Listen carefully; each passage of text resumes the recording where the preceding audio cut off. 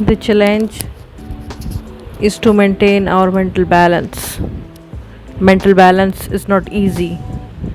COVID 19 came to India in March 2020. It's changed the life of many, including mine. I had to pack things, I had to move from one place to another. Friends, juniors, everything was going to be changed. Celebrations, makeup, these are all the ways to keep your mind calm.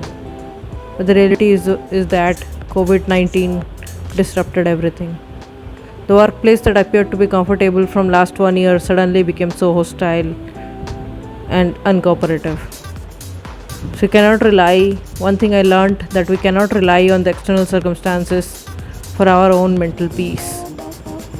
Mental peace is something that we have to build on our own.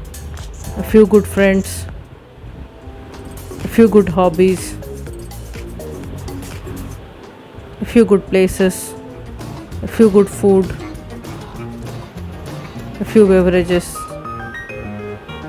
a few things that you really cherish is only your own when it comes to mental peace. This world is so transitory. Everybody guides us. Everybody projects on us their own petty desires, their fears. And this COVID 19 taught me a lesson that one thing that you have to daily work upon, you have to work hard daily, is our mental peace, our mental balance, mental equanimity, and emotional independence. Because of situations, people will always try to trap you so that you get dependent on them.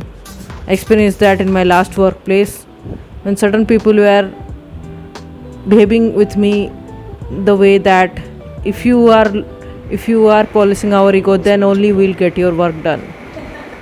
That everybody cannot do, so it hampers our mental peace.